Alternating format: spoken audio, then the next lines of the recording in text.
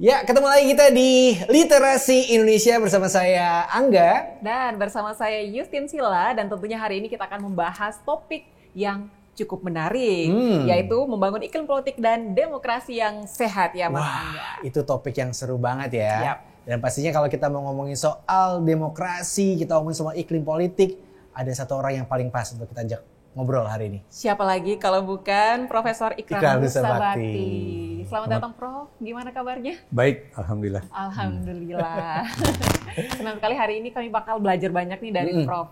Insya Allah. Karena seperti namanya kita butuh literasi yang positif-positif untuk masyarakat Indonesia. Betul. Yang jelas saya nggak akan bikin black campaign. Ataupun hoax ya. Hoax ya. Lagi hoax. Ya. Dan berbicara soal demokrasi, IAIU kemarin sempat bilang kalau ternyata kita masih di bawah Filipina Betul. dan juga Singapura. Betul.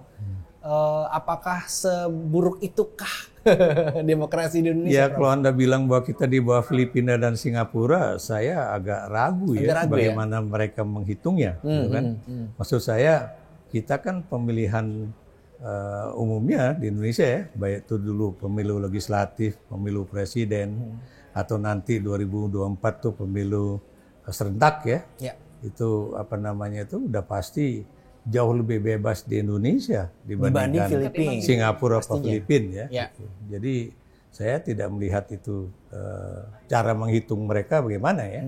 Gitu. Sebab kalau saya perhatikan cara menghitung Barat itu kan apa aja dihitung gitu kan. Misalnya kayak ada undang-undang ITA gitu kan. Itu kan ITA apa transaksi elektronik itu kemudian dihitung seakan-akan kalau ada pasal yang kalau apa namanya menghina kepala negara atau kepala pemerintahan itu bisa dihukum. Kemudian wah ini berarti nggak bebas ya. Padahal kita tahu sendiri kemarin Pak Jokowi habis di omongin sesuatu gitu ya. Macam-macam sama teman saya Rocky Gerung. Dia biasa aja, santai aja gitu. Walaupun kita nggak tahu ya waktu zaman Pak SBY memang dia kemudian melaporkan itu. Dan kita nggak tahu nanti presiden yang akan datang akan melakukan seperti itu atau seperti Pak Jokowi begitu kan.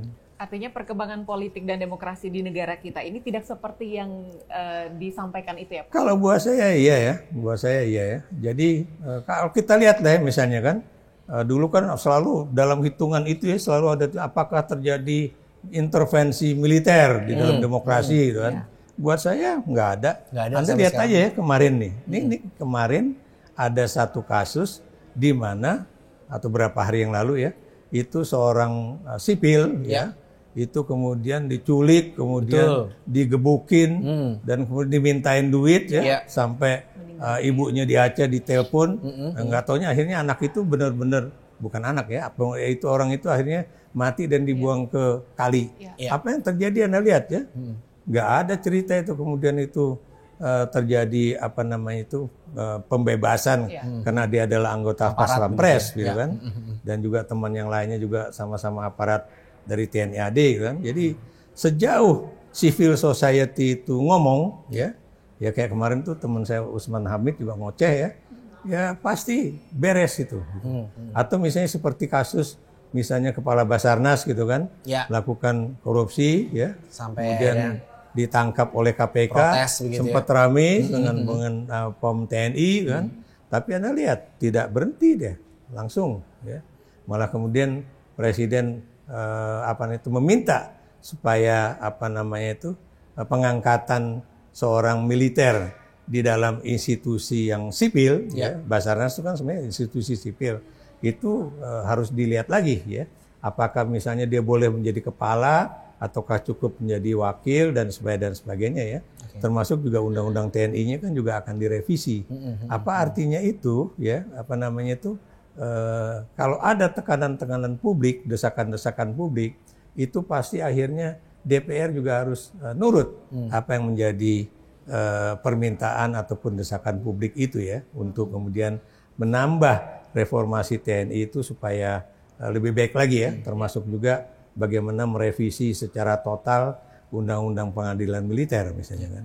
Berarti dengan tadi ya penegakan hukum yang sebenarnya sudah cukup bagus, lalu juga tidak ada sepertinya pembungkaman kepada masyarakat. Kenapa ya Prof masih banyak berhembus begitu? Dibilang demokrasi kita masih turun. Saya lihat ya, karena memang di beberapa daerah ya, atau termasuk Jakarta ya, kayak kemarin waktu Ketua Umum Partai Golkar ya, kebetulan Menko Ekonomi ya, Airlangga Hartarto kan ketika dipanggil oleh Kejaksaan Agung, kemudian entah ajudannya, entah bodyguardnya kan berupaya untuk itu kan pers, kalau nggak salah wartawan satu media televisi ya.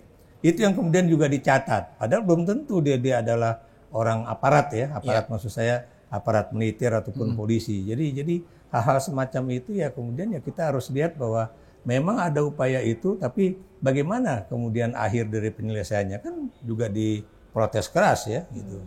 Atau misalnya kan ada juga wartawan di daerah yang kemudian juga ada yang diculik, dibunuh, tapi kan tahun 2002 kalau nggak salah cuma 3 orang yang meninggal gitu kan.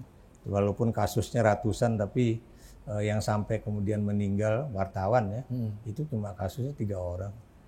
Apakah mungkin karena sekarang zaman digital begitu ya, ketika orang gampang memframing satu peristiwa begitu, tapi yang diambil di angle-angle yang tertentu saja bisa begitu. Tapi kan kita juga tahu misalnya dampak dari sebuah peristiwa itu kemudian kan ada gerakan civil society ya. Untuk kemudian menggugat hal-hal yang tidak benar tersebut ya. Apa artinya itu bahwa mereka kemudian tidak diancam atau ditekan untuk tidak boleh menuntut dan sebagainya. Dan gitu. padahal tidak begitu ya. Betul. Artinya dengan fakta-fakta yang tadi Prof sudah jelaskan, berarti indeks laporan yang dirilis dari The Economist Intelligence Unit ini bahwa Indonesia di bawah Filipina sama Singapura Columbia, tidak sesuai ya.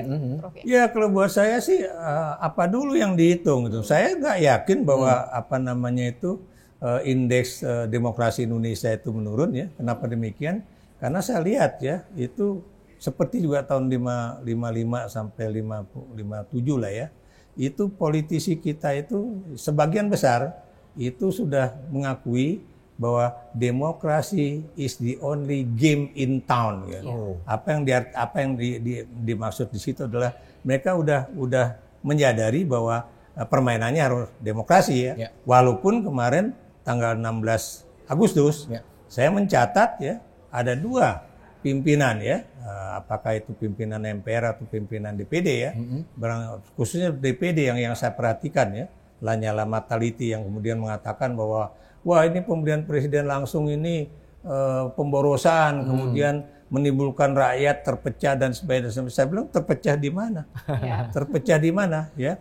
Kenapa saya katakan saya mempertanyakan terpecah di mana? Karena selama lagi-lagi nih ya dengerin nih, selama partai-partai Islam tidak mampu menjadikan ideologi Islam itu sebagai perekat di dalam koalisi mereka, selama itu pula tidak pernah akan terjadi perpecahan yang begitu dahsyat antara kelompok nasionalis dan Islam. Ya. Dan Anda lihat sejarah Indonesia sejak tahun sebelum pemilu 55 aja ya, partai-partai Islam yang bernaung di bawah Masyumi udah mulai mempreteli. NU akhirnya maju sendiri gitu kan, Masyumi maju sendiri ya. Ya jadi itu yang ingin saya katakan. Anda lihat pemilihan presiden pertama 2004 ya. Itu kan Hamzahas dengan ininya sendiri, kemudian Amin Rais juga sendiri ya. Di situ menunjukkan betapa Islam yang berbasis tradisional dengan Islam yang berbasis modern tidak bisa menyatu, termasuk di dalam P3 pasca reformasi. Ya, Anda lihat, maaf kata ya, P3 itu meretelin itu. Saya kadang kasihan itu, ya. Masih untung masih ada pendukungnya dari kalangan NU ya. Kalau enggak mungkin dia udah masuk kotak tuh. Maksud saya tidak masuk lagi ke dalam sampai kemarin ada survei kalau tidak akan masuk di parlemen threshold. Ya itu seperti hasil survei Kompas terakhir ya. Itu kan bahkan PAN nggak masuk. P3 juga nggak masuk. Jadi itu walaupun nanti kita lihat ya bisa aja mereka berupaya. Berarti itu kecenderungannya apa, Prof? Apakah sekarang ini partai-partai Islam tadi begitu ya terlalu cair begitu? Jadi agak rancu, orang pemilih-pemilih agak bingung nih. Apakah sudah masih seperti partai seutuhnya dulu apa enggak begitu? Kalau mereka misalnya sangat tergantung kepada orang lain atau partai lain ya. Saya ngomong terus terang aja. Itu kayak misalnya kelompok yang mendukung calon presiden Prabowo Subianto, itu kan tergantung banget sama Presiden Jokowi. Apa-apa Jokowi seakan-akan didorong Pak Lurah, seakan-akan atas sudah disetujui presiden dan kita juga adalah bagian dari kabinet dan berarti kita akan melanjutkan kebijakan Presiden Jokowi dan sebagainya yang semuanya terkait dengan Jokowi. Ya. Apa yang saya katakan di sini adalah Anda kan bukan dari partainya Jokowi. Kalau misalnya Ganjar ngomong gitu masih pantas lah, masih sama-sama PDIP. Tapi kalau Anda dari bukan partai yang lain harusnya punya gagasan yang beda lah gitu. Dalam hal ini saya juga salut dengan Anies ya, walaupun saya katakan Anies sayangnya mengatakan perubahan di saat yang salah dan tidak di saat tepat. Approval ratingnya Presiden Jokowi yang timely incorrect atau secara waktu tidak pas. Nggak pas. Kenapa nggak pas? Orang presiden itu approval ratingnya tinggi ya. Maksud saya kalau presiden itu kayak Joe Biden yang approval ratingnya sekarang cuma 41 atau 46%, fine, ya. You can say menyuarakan perubahan ya. Ya. Tapi kalau kemudian presiden approval ratingnya atau dukungan dari atau penerimaan dari para rakyat itu juga sangat tinggi, ya salah besar kalau Anda katakan perubahan ya. Walaupun saya berani mengatakan setiap pergantian pemerintahan itu pasti ada continuity, ada change. Ya. Jadi nggak mungkin itu suatu yang kemudian hitam putih seakan-akan nih ini yang continuity, yang ini change. Kalau Anda nggak akan merubah suatu kebijakan, berarti Anda nggak punya ini dong gagasan untuk masa depan Indonesia dong. Betul, kan Prof. Artinya juga approval rating tentang Presiden Jokowi ini membantah juga soal laporan indeks tadi bahwa memang politik dan demokrasi kita juga berkembang. Jadi begini, sehat. Ya, Anda harus lihat ya yang namanya demokrasi itu kan termasuk juga terkait dengan hak asasi manusia. Betul. Kan ada civil and political right, ya. Ada juga economic economic right-nya juga ya. Kemudian ada civil and cultural right ya. Kita lihat ya, semua negara demokrasi itu akan terus bisa berjalan kalau dengan sistem demokrasi itu rakyat itu kemudian mendapatkan keadilan, kemakmuran dan sebagainya ya. Saya beri contoh begini. Kalau Anda perhatikan ya, sebuah demokrasi yang dipaksakan ya. Saya beri contoh Amerika Serikat memaksakan demokrasi di Timur Tengah ya, termasuk di negara tempat saya menjadi duta besar ya, di Tunisia. Ya. Anda perhatikan sekarang presidennya membubarkan parlemen, sampai sekarang dia belum mengaktifkan kembali parlemen, dan anehnya itu didukung oleh militer, didukung oleh rakyat juga. Kenapa demikian? Karena partai-partai politiknya itu juga tidak bisa melakukan checks and balances terhadap presiden yang kemudian bisa menghasilkan kebijakan-kebijakan yang bisa meningkatkan kemakmuran rakyat. Jadi itu kata kuncinya. Anda bisa memakmurkan rakyat nggak? Jangan kemudian cuma Anda sebagai wakil rakyat makmur, tapi rakyatnya sengsara. Kan?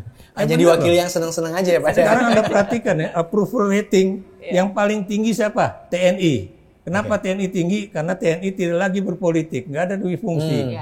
Makanya kalau ada kasus-kasus yang pelanggaran hukum oleh TNI, makanya rakyat ngamuk gitu kan. Ya. Anda lihat yang kedua kan presiden. Ya. Kemudian lihat yang paling bawah. Dari selama Presiden Jokowi memerintah, ini ya yang paling bawah tuh nggak berubah. Siapa yang paling bawah? Politisi. DPR, DPD. Kan? KPK kadang naik dikit, kadang turun dan sebagainya. Apa artinya itu? Ya berarti citra Dewan Perwakilan Rakyat, Dewan Perwakilan Daerah ya atau politisi itu masih tidak sebaik atau setinggi misalnya presidennya itu sendiri. Oke. Berarti apakah itu linear juga ya? Ketika sekarang mungkin orang lebih cenderung memilih menjadi relawan ketimbang menjadi kader partai politik begitu. Iya. Jadi gini, kalau itu sih persoalan lain ya. Masalahnya kalau relawan itu kan dia kan tidak harus Menjadi anggota begitu. anggota partai kan. Anda tahu untuk menjadi anggota DPR is very expensive, very expensive. Mahal ya. Apalagi DPR RI. Apalagi DPR RI. Pak. DPR iya. Ya. Anda lihat juga ya kepala betul. daerah ya di Sulawesi Selatan, beliau juga mengatakan saya dari dosen maju menjadi calon kepala daerah dapat, tapi begitu untuk yang kedua kalinya, nah itu kemudian orang udah mulai Anda kan udah ini ya bagi-bagi lah. Ya. Apakah ini bisa disebut sebagai salah satu partisipasi politik atau demokrasi yang kurang sehat, Prof? Saya pernah mengajak teman-teman politisi ya untuk kemudian berani untuk tidak memberikan uang. Ya. Apakah itu 50.000, 20.000, 100.000? Berani nggak? Saya bilang itu kan. Saya bilang kalau itu berani dalam 2-3 kali pemilihan umum itu ya memang awalnya mungkin orang tidak akan memilih. Ya. Tapi kemudian pada pemilu yang ketiga saya bilang kalau semuanya konsisten, saya yakin rakyat juga akhirnya tidak akan terbiasa untuk menerima uang itu. Dan jangan lupa juga ya, sekarang rakyat juga pinter. Dia terima uangnya, tapi belum tentu pilihannya dari tiga calon legislatif atau siapapun ya. Dia terima, tapi kemudian yang dia pilih ya sesuai dengan hati nurani dia. Tapi ada juga yang entah itu literasinya itu jeblok ya, ataukah dia saking pinternya, tiga-tiganya ngasih, tiga-tiganya dicoblos. Akhirnya dia fail itu ya, nggak masuk suaranya dong itu. Jadi apa yang ingin saya katakan di sini, memang pendekatan dari hati ke hati itu jauh lebih penting ketimbang kemudian mereka hanya muncul di konstituen mereka ya menjelang pemilihan umum. Jangan Anda lupa lah itu ya. Citra politisi di mata rakyat itu kan nggak bagus. Ya. Saya beri contoh misalnya, rakyat pengen naik mobil mewah kan, udah diwakili sama wakilnya. Keluar negeri diwakili ya, diwakili gitu kan, ya kayak begitu. Dan Anda jangan lupa ya, dalam politik itu kepentingan elit itu jauh lebih lekat dibandingkan dengan kepentingan elit ini dengan masa konstituennya sendiri atau masa partainya sendiri. Kadang-kadang diabaikan ya kepentingan konstituen. Anda lihat aja sekarang lah yang seperti yang saya tulis di Harian Kompas itu akrobatik politik itu. Asik wah karena tuntutanku nggak diterima, gue pindah aja deh, gitu kan? Gue pindah deh. Negosiasinya gagal di sini, pindah. Dia kemudian nggak mikirin, emang lo pikir lo pindah begitu aja, yang kemudian yang akan memilih Anda itu apakah kemudian akan mengikuti pindahnya Anda ke satu kekuatan atau ke satu gabungan partai politik? Belum tentu, gitu ya. Makanya Kompas sudah mengingatkan ya. Jadi pilihan partai belum tentu sama dengan, maksud saya pilihan pemimpin partai belum tentu sama dengan pemimpin konstituennya, gitu. Jadi dan itu udah terbukti ya. Anda lihat ya bahwa memilih partai politik itu walaupun ketua partainya bilang kita milih ini belum tentu. Seperti kemarin yang terjadi P3 mendukung Ganjar tapi ternyata di bawah ternyata ada pilihan-pilihan yang berbeda juga begitu ya. PAN juga kan gitu, PAN mendukung Prabowo tapi ada beberapa cabang juga. Ganjar dan juga Anies juga begitu ya. Apalagi kalau kemudian pimpinan partai itu yang di daerah itu ya, saya lupa daerah pemilihan mana, mengatakan loh ini udah keputusan partai kok tiba-tiba berubah gitu. Di Cirebon kalau nggak salah. Iya kalau nggak salah ya. Jadi ya memang begitu. Nah ini akan mempengaruhi nggak Prof tentang partisipasi mereka untuk memilih nanti gitu ya? Jadi gini, kalau Anda lihat ya partisipasi masyarakat di dalam pemilu, mana yang paling tinggi ya?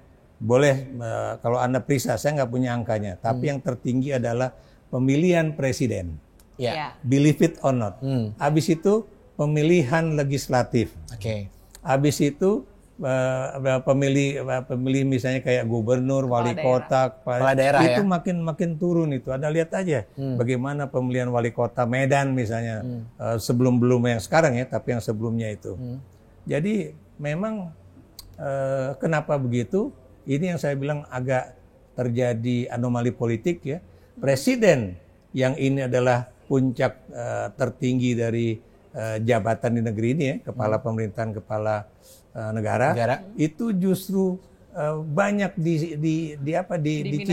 diminati ya oleh rakyat untuk memilih. Tapi kalau pemilihan gubernur, kalau dilihat orangnya nggak, apalagi pemilihan bupati, wali kota, belum tentu. Apalagi kalau orang bilang siapa nih? Padahal seharusnya yang akan lebih berimpact dalam adalah politik itu kan harusnya daerah. kan yang dekat ya. Betul. Itu seperti sebuah lilin, itu sinarnya kan akan lebih menyinari terasa di sekitarnya lingkaran ya. terdekat dia. Tapi dalam kasus Indonesia, pemilihan presiden itu pemilihnya jauh lebih tinggi dibandingkan dengan pemilu legislatif, apalagi pemilu kepala daerah. Menurut Prof itu penyebabnya apa, Prof? Apakah mungkin karena juga media lebih banyak highlight-nya tentang pemilihan presiden? Bisa jadi karena Anda tahu setiap menjelang pemilu presiden ya, itu apa namanya itu media kita itu fokusnya itu adalah persoalan elektabilitas. Dan whether you like it or not ya, itu rakyat sampai yang tingkat kecil bakal nonton TV juga kan. Betul. Jadi atau sekarang ada yang pakai media sosial dan sebagainya. Jadi mereka lihat siapa yang mau jadi calon presiden nih, siapa yang menjadi calon wakil presiden nih. Jadi itu yang terjadi. Jadi yang ingin saya katakan di sini lagi-lagi ya, dalam demokrasi ya, dalam politik itu rakyat itu tidak lagi melihat apakah ideologinya itu seperti apa, tapi dia lihat apakah sosok ini akan membawa ya kedamaian, ketentraman, dan kemudian orangnya asik ya, dan kemudian dia akan kecil sekali kemungkinan dia akan menggunakan pendekatan kekerasan ya, dan kemudian dia bisa nggak memberikan keadilan, kemudian meningkatkan misalnya kesejahteraan rakyat dan sebagainya ya. Anda harus lihat ya, berapa ukuran yang rakyat melihat itu penting. Satu ya, itu adalah peningkatan kemakmuran, kesejahteraan ya. Jadi bukan cuma pertumbuhan ekonomi kita seberapa ya, tapi juga apakah rakyat itu menikmati atau tidak. Mereka bisa merasakan langsung atau tidak begitu. Kedua itu adalah kesehatan ya. Kesehatan. Anda tahu ya, walaupun ini BPJS itu diawali dalam pemerintahan SBY, tapi di bawah pemerintahan Jokowi ini, itu benar-benar gila-gilaan. Ya. Kenapa saya berani mengatakan demikian ya? Kalau saya masuk sekarang, BPJS itu diterima loh oleh rumah sakit swasta. Iya, betul. Dan itu bukan rumah sakit swasta yang ecek-ecek ya, tapi juga rumah sakit swasta yang bagus. Makanya sekarang orang itu mengantar keluarga ke rumah sakit tidak lagi takut ditanya nanti ini siapa nih bayarnya, mana ada uang jaminan nggak gitu. Sekarang nggak ya, itu persoalan kesehatan ya, jaminan kesehatan. Kemudian juga persoalan keadilan ya, misalnya kayak kasus pembunuhan kayak apa yang dilakukan oleh aparat, apakah kemudian tuntutan keluarga itu dipenuhi atau tidak ya, walaupun tidak 100%, tapi paling tidak di atas 75% lah, kayak kasus dulu Sambo dan anak buahnya itu ya. Jadi itu yang dilihat oleh rakyat ya. Kemudian apa namanya itu, apakah kemudian calon presiden itu akan melakukan pemborosan anggaran negara atau tidak gitu kan. Jadi itulah track record yang akan dilihat oleh calon pemilih ya. Apalagi kemudian kita tahu calon presiden yang pertama itu adalah Menteri Pertahanan ya, ada ya. Kemudian ada yang duanya dari gubernur ya.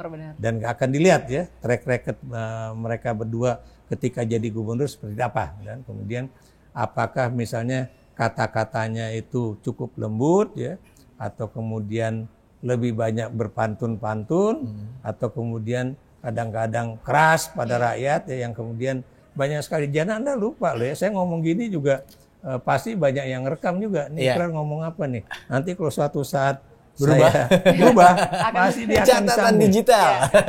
Anda lihat ya, termasuk juga kasus Budiman Sujatmiko, Anda lihat ya apa yang dinyatakan dulu, tweet-tweetnya pun sampai sekarang dibuka lagi gitu ya. Termasuk juga apa yang dikatakan oleh calon-calon presiden yang lain ya. Jadi itu, jadi apa istilahnya tuh, rekam jejak digital Anda itu jangan main-main, itu nggak bisa dihapus. Nah, Benar. kalau kita lihat kan, jadi sekarang kalau di tahun 2014, 2019 gitu ya, kita tahu banget kalau misalnya Pak Jokowi adalah salah satu calon presiden pada saat itu yang populis begitu. Dan ini sangat mempengaruhi minat masyarakat juga untuk berpartisipasi Memilih, dalam begitu. politik. Nah, menurut Prof, mungkin ini berpengaruh nggak sih di tahun 2024? Apakah figur yang itu populis itu akan apakah dicari yang strategik jauh ke depan iya. begitu? Jadi kalau Anda lihat ya, itu bukan cuma di Indonesia, di internasional, ketika seorang calon pemimpin mengatakan saya adalah Anda atau pokoknya gini loh, kayak Jokowi mengatakan Jokowi adalah kita. Ya. Apa artinya? Itu Jokowi itu seperti rakyat. Rakyat biasa. Jadi personifikasi seorang calon presiden sebagai bagian dari rakyat itu bukan cuma di Indonesia, ya. Di luar juga seperti itu. Di luar ya, juga Pak? seperti itu, ya. Khususnya di negara-negara yang bisa berubah total dari sebuah sistem otoriter ya atau apa namanya itu menuju demokrasi. menjadi demokrasi. Itu pasti ada kalimat-kalimat siapa kita misalnya kayak gitu. Itu pasti. Nah, kemudian kalau Anda perhatikan juga ya, itu jumlah pendukung partai itu juga tidak menjadi penentu. Betul. Apakah dia akan memenangi capres itu ya. Jadi pemilihan presiden itu ya. Jadi kalau saya lihat ya, apa yang terjadi pada saat 2024 ini akan sama dengan apa yang terjadi pada 2019 ya. Oke. Kalau Anda lihat dari jumlah kursi partai yang ada di DPR ya, itu sekarang yang terbesar kan koalisi apa namanya itu Kebangkitan Indonesia Raya ya. Kemarin sempat diganti jadi Indonesia Maju. Iya. Kenapa? Udah diganti Diganti jadi jadi Maju. Indonesia Maju. Oh, jadi Indonesia Maju. Tapi lucunya PAN kalau nggak salah nggak tahu. Pan ini malah nggak tahu ya? PAN atau P3 malah nggak tahu. Nggak tahu apanya. Nggak Jadi tahu soal perubahan nama Pak itu. Prabowo yang mengusulkan menjadi koalisi Indonesia PKB Maju. nggak tahu. Iya. Enggak, terus kemudian kita lihat yang nomor 2 siapa? Ternyata yang nomor 2 itu yang pendukung Anies ya. Iya. Iya. Ada Ada PKS Gerindra, di situ, PKS dan juga Demokrat. Oh, bukan. PKS, PKS, Demokrat dan Nasdem. Nasdem. Iya. Itu menurut apa namanya itu data yang ada itu jumlahnya lebih gede dibandingkan koalisi antara P3 dengan Dan juga PDIP. PDIP. Oke. Karena kan ini apa namanya itu Perindro dengan Hanura itu kan nggak punya masuk, kursi. Nggak Ya, punya kursi. nggak Nggak Ya, punya kursi dia di DPR. Jadi itu. Dan Anda tahu ya, saking gedenya koalisi Prabowo Hatta pada 2014 KMP waktu itu ya, itu sampai Amin Rais percaya diri, pokoknya kalau Jokowi menang gua akan jalan dari Jogja ke Jakarta. Karena dia pikir bakalan terjadi itu. Iya. Ternyata berubah kan. Itu jadi Anda jangan bermain-main dengan apa namanya itu dukungan rakyat ya. Karena dukungan rakyat itu adalah sesuatu yang memang harus dihargai ya. Dan Anda juga jangan kemudian memandang rakyat cuma menjadi pendukung saja ya. Misalnya ada pernyataan saya minta izin pada rakyat tuh jadi penguasa kan. Itu buat rakyat nggak kena itu. Kenapa nggak kena? Karena buat rakyat yang penting bagi dia itu ya, apakah seorang pemimpin itu akan bisa menjadi pelayan rakyat atau tidak ya. Akan bisa menjadi pelindung rakyat atau tidak ya. Akan bisa meningkatkan apa namanya itu kesejahteraan rakyat atau tidak. Jadi hal-hal itu yang kemudian menjadi bagian dari yang tadi saya katakan apa namanya timbal balik antara politik dengan kesejahteraan, keamanan, ketentraman dan sebagainya. Berarti masyarakat ini udah pinter banget ya. Dan itu kan berpengaruh dengan pendidikan politik yang mereka Dapatkan. terima, mereka dapatkan. Ya, Ini gimana, jadi ini maaf nih saya ngomong terus terang aja, sebetulnya jadi anggota DPR itu sekarang itu paling enak. Paling enak ya. Iya. Kenapa Bro paling enak, Bro? Nah, saya beri contoh. Kalau dia punya mitra kerja di pemerintahan, dia tinggal enak aja. Gue mau jalan di sana, gue mau ketemu sama konstituen. Tolong dong diiniin gitu kan. Difasilitasi gitu. Iya, ya, ini kan berarti terjadi korupsi politik ya. Dan buat saya itu harusnya KPK itu Lebih alert lagi ya. Termasuk teman-teman dari apa namanya itu civil society yang menangani persoalan-persoalan bribery dalam politik itu juga harus melihat itu. Apakah komisi-komisi itu mendapatkan anggaran dari mitra kerjanya ya di pemerintahan ya yang kemudian setiap tahun anggaran itu bisa dialokasikan buat Dan para konstitusi politisi ya. untuk melakukan yang disebut dengan sosialisasi di tingkat masyarakat lah gitu kan. Anda lihat aja Komisi 11, Komisi 7, Komisi macam-macam lah gitu. basah ya. Ya, dan ini yang kemudian harusnya teman-teman di Kementerian Keuangan ya, dan juga Bappenas yang menentukan anggaran itu juga harus melihat apakah anggaran itu benar untuk digunakan untuk program-program dari kementerian itu, atau ada juga yang dipakai oleh politisi. Karena ini bisa jadi berhubungan dengan yang kita bicarakan di awal ya, ongkos politiknya terlalu mahal. Jadi butuh bantuan mitra kerja kayaknya untuk ke konstituen ya. Ya Anda lihatlah Krisdayanti kan udah pernah ngomong di salah satu podcast ya, dan dia udah menyatakan secara terbuka ya berapa gaji, berapa ininya tunjangannya, berapa kali dia turun dapat berapanya ya. Dapat berapanya, berapa kalinya. Anda bisa kalikan dan kemudian tambahkan dan kemudian dibagi 12 ya. Benar. Itu angkanya auzubillah min zalik loh. Benar, dan itu respon masyarakatnya luar biasa waktu itu. Cuman masalahnya Prof, masyarakat tahu bahwa itu nggak benar dan protes, tapi mereka nggak tahu gimana caranya untuk mengubah itu. Nah, caranya dalam politik itu kan ada checks and balances. Checks and balances itu bukan cuma antara eksekutif dengan legislatif. Itu namanya checks and balances yang bersifat horizontal. Ya. Tapi ada juga checks and balances dalam artian vertikal. Maksud saya begini, kalau saya milih Anda dan ternyata Anda tidak memperjuangkan janji-janji ada ketika Anda mau kampanye ya, itu berarti ya udahlah kita putus aja deh hubungan antara konstituen dengan yang mewakili gitu kan. Dan jangan Anda lupa loh ya, itu ya politisi kita walaupun udah mendapatkan anggaran segitu banyaknya dari negara, dalam hal ini kementerian-kementerian dan lembaga, itu turnover-nya itu masih 50% loh. Wow. Gede loh. Benar. 50%. Wow. Apakah ini artinya ada pembiaran dari negara apa gimana, Prof? Bukan, kalau buat saya politisinya juga blek. Politisinya. Dia tidak bisa menggunakan ya berbagai kemudahan, berbagai fasilitas yang harusnya dia berikan kepada rakyat ya, dan kemudian sebagian mungkin dikorup juga. Saya beri contoh misalnya kalau dalam pertemuan sebuah kementerian atau lembaga naruh amplop misalnya, taruhlah 150, tiba-tiba tenaga ahlinya ambil yang 100 atau 50 kan. Ya itu kan berarti korupsi juga. Nah, akhirnya apa kata rakyat? Oh, lo cuma ngasih segini aja. Itu kemarin politisi yang lain ngasih saya misalnya full. Atau yang ini ngasihnya yang uang merah gitu kan, bukan uang biru.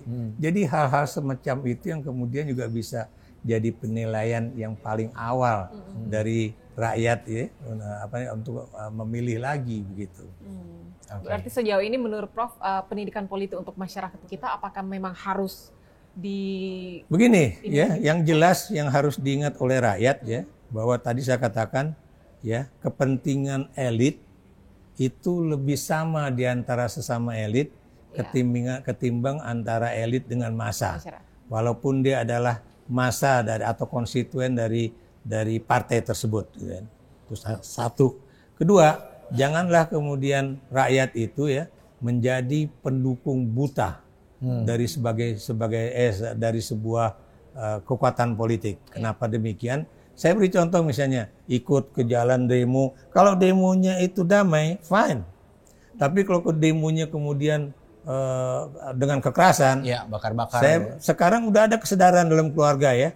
Anda lihat media sosial kan. Bapak mau kemana? Mau ikut demo, Pak. Ngapain ikut demo, Pak? Nanti kalau Bapak mati, gimana saya? Gimana? Sama terus, istri anaknya. Gitu. Itu adalah satu pendidikan politik yang baik juga ya, bahwa itu seorang kepala keluarga atau anak yang ada di rumah itu ya juga harus memperhitungkan bahwa apakah tindakan politik ini akan kemudian menghasilkan sesuatu yang benar-benar baik ataukah buruk. Dan kalau memang buruk, bagaimana dengan nasib keluarga saya dan sebagainya. Jadi Belum lagi banyak juga yang demo nggak tahu substansi demonya apa. ya Coba udah ikut-ikutan. ada Itu tahu yang kemarin sampai sekarang. saya waktu ada demo terakhir di sini, demo buruh tuh. Mereka nggak saya tahu lihat, ngapain ya. Ini kok yang ngomong siapa, yang kemudian dengerin siapa, dan kayaknya nggak ada suatu koneksi baik itu pikiran maupun hati ya antara yang teriak-teriak dengan yang ikut demo itu. Artinya demo bukan berarti nggak boleh Nggak ya. boleh, betul. Tetap itu Boleh, diperbolehkan. tapi juga harus diikuti kan ada Iya, aturan selesai jam 6 malam, jam sore gitu kan. Dan kayaknya sekarang itu orang lebih gampang demo di media sosial ya. Ketimbang lebih datang impactful langsung, gitu. Ya, lebih impactful. Jadi kalau saya perhatikan ya, walaupun biasanya pemimpin demo mengatakan besok kita geruduk Jakarta dengan 100.000 massa, Belum tentu. lebih efektif yang tadi Anda katakan ya, Ya, melalui media sosial. Memviralkan Benar, sesuatu, memviralkan sesuatu, isu gitu ya. Dan itu kemudian siapa yang mendukung ya, Iya. ya itu. Salah satu contohnya jalannya di Lampung kan, diviralkan, Diviralkan, tanpa akhirnya perlu jadi. demo di sana. Betul, Jadi. betul, gitu. Jadi itu lebih efektif. Dan juga korbannya juga nggak banyak. Betul, betul. Maksud saya si anak yang bikin viral kasus itu ya, tadinya kan diancam-ancam tuh, awas tuh ya, keluarganya juga diancam dan sebagainya. Tapi juga akhirnya nggak terjadi apa-apa karena memang dukungannya Dukungan cukup besar. society yang benar-benar Sampai nih ya. kemudian presiden juga ikut turun tangan ya, mengunjungi Sampai daerah Lampung tersebut. langsung. Ya, jadi itu menunjukkan betapa perhatian dari seorang presiden itu bisa terjadi cuma gara-gara adanya media sosial yang kemudian viral gitu. Berarti memang dibutuhkan literasi yang bagus gitu ya, yang bisa Betul. diterima oleh para masyarakat gitu. Dan juga kita berharapnya sih nanti di pemilu ketika literasi tadi mereka bisa dapatkan, seperti yang tadi Prof bilang begitu ya, warga kita punya cara menghukum para anggota-anggota Politis yang misalnya nakal. begitu ya, nggak usah dipilih lagi nih Iya, berarti nggak nih, usah gitu kan ya. Ya, jadi apa namanya tadi saya katakan ya, pernyataan Anda, tingkah laku Anda, kebijakan Anda ketika menjadi politisi ya, itu Tercatat. akan tercatat dan ada rekam jejak Digital. digitalnya. Yang nggak Jadi, akan pernah terhapuskan. tidak akan pernah terhapuskan ya. Dan itu saya juga nggak ngerti tuh orang tuh dapat dari mana ya. Kayaknya kalau scroll database tuh dia harus tuh panjang bagus banget banget gitu ya, Bro. Iya. Ya bukan tentang ini aja, siapapun yang menjadi politisi itu ada rekam jejaknya itu. Benar. Nah, terakhir nih Prof ya. Ya. Tadi kan bicara soal demokrasi yang sehat, politik yang sehat, dan tentu ini berpengaruh banget terhadap pemilih pemula. Betul. Di mana itu ada Gen Z, ada milenial juga di situ. Nah, menurut Prof, untuk membangun iklim politik yang sehat dan demokrasi yang sehat buat mereka tuh harus seperti apa, Prof? Satu, kita bisa berbeda pilihan. Kita bisa berbeda pendapat. Bisa berbeda political belief kita. Tapi jangan kemudian menyebabkan pergaulan kita, pertemanan kita, persaudaraan kita itu kemudian pecah. Iya. Atau kedua ya, itu tadi saya katakan jangan menjadi pendukung mati ya, yang kemudian bisa berbuat membabi buta ya, hanya gara-gara menjadi pendukung salah seorang calon presiden, bupati, wali kota atau gubernur atau partai gitu ya. Kenapa demikian? Karena belum tentu kepentingan Anda itu sama dengan kepentingan dia. betul. Jadi itu. Kemudian Anda juga harus memilih kira-kira ya. Begini, kalau kita bagi pemilih ya, itu Kompas kan udah punya tuh. Misalnya generasi Z itu berapa, generasi milenial itu berapa persen, generasi yang misalnya yang usianya di atas 50 berapa persen ya, itu pasti punya kepentingannya masing-masing. Yeah. Nah, Anda sebagai pemilih, apalagi nih yang generasi Z sama Y itu ya, itu harus lihat kira-kira kepentingan Anda itu akan diperjuangkan nggak? Ya. Ya, buat anak-anak nih, sekarang anak-anak kan sekarang bicara mengenai digitalisasi. Apakah kita akan menjadi negara yang kuat secara digital 2045? Apa yang bisa mereka lakukan untuk itu? Persiapan apa? Apakah mereka akan bisa terserap di dalam lapangan kerja ya? Bukan cuma di pemerintahan tapi juga di di perusahaan atau yang secara independen lah gitu kan. Apakah usaha dia akan bisa meraih suatu pencapaian yang lebih tinggi dan sebagainya. Kemudian ya itu tadi ya, mencari informasi yang jernih mengenai siapa calon-calon yang akan mereka pilih itu ya. Apakah benar, apakah ada satu kata dengan perbuatan antara yang dikampanyekan dengan apa yang diperbuat pada masa lalu dan sebagainya ya. Misalnya bahwa saya seorang Demokrat, apakah benar dia seorang Demokrat? Bagaimana pernyataan dia di masa lalu atau tindakan dia di masa lalu? Jadi itu itu adalah cara yang termudah untuk menentukan pilihan. Gitu. Dan juga Gen Z sama Gen Z sama milenial juga termasuk swing voters ya, bisa berubah. Masih banyak undecided voters ya. Mungkin Prof bisa kasih masukan kira-kira pemimpin yang bagus untuk dipilih di tahun depan tuh kira-kira seperti apa? Ya, saya nggak bisa nanti dibilang saya kampanye. Jangan. Tapi paling tidak itu tadi ya. Ciri-cirinya deh. Ya, apakah dia memiliki ide atau gagasan yang baik. Ya. Apakah ide itu nanti benar-benar akan di-deliver, akan dilaksanakan ya. Bisa direalisasikan gitu ya. Iya, bisa direalisasikan dalam bentuk apa? Kebijakan ya. Apakah kebijakan-kebijakan itu nanti bagaimana dia? Jadi jangan kemudian Bapak kebijakannya itu gagasannya itu. Tapi bagaimana cara mendeliver itu ya? Where the money from gitu. Kemudian Anda mau ngajak siapa gitu untuk menjalankan gagasan-gagasan tersebut ya. Jadi dengan adanya koneksi koherensi ya antara gagasan, kebijakan dan bagaimana mendelivernya dan sebagainya, itu pasti orang juga akan tahu siapa yang benar-benar memiliki gagasan yang akan bisa dilaksanakan secara baik dan kontinu, ataukah dia cuma membual gitu kan. Jadi apakah kemudian juga dia tidak mungkin bisa melaksanakannya karena misalnya di masa lalu ketika dia juga memiliki kekuasaan ya, ternyata itu juga tidak bisa jejak penting ya, Prof. Jadi tidak bisa dilaksanakan. Dan juga apakah orang tersebut ya, misalnya kalau datang ketemu dengan kelompok Gen Z dan milenial itu penuh dengan kepura-puraan ataukah benar genuine. Jadi misalnya kalau Anda suka senyum gini ya, itu kan bisa ketahuan gitu kan. Ini dia benar bohongan apa enggak gitu ya. Betul. Jadi dia penuh dengan kepura-puraan ataukah memang dia genuine, dia aslinya memang orangnya kayak begitu. Mudah berbaur. Ya, kenapa? Karena Anda tahu ya, Anda nggak bisa menjadi aktor atau aktris ya selama-lamanya di dalam kampanye. Kalau memang itu bukan karakter Anda. Pasti kelihatan. Saya beri contoh misalnya, kalau karakter Anda itu disuruh menjadi orang yang susah kan, atau menjadi Dracula. Pernah ada dulu tuh. Nah itu kan nggak bisa, tapi pasti suatu saat akan miss juga gitu. Tapi kalau memang karakter Anda udah seperti itu, Anda akan enak aja menampilkan karakter Anda sebagai aktor. Tapi ini bukan aktor dalam bintang film, tapi aktor politik. Berpura-pura gitu ya. Jadi kepura-puraan itu akan benar-benar sulit untuk dipertahankan ketika Anda bertemu dengan masyarakat yang lebih waktunya lebih dari setengah jam atau 1 jam.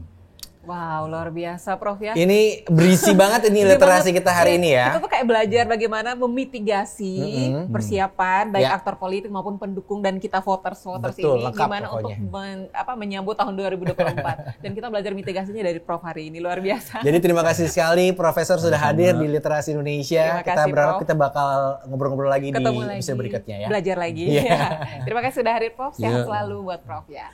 Oke, itu aja buat Literasi Indonesia kali ini. Sampai ketemu lagi bareng kita berdua ya. Ada saya Angga. Dan saya Justin Sila. Sampai ketemu di Literasi Indonesia.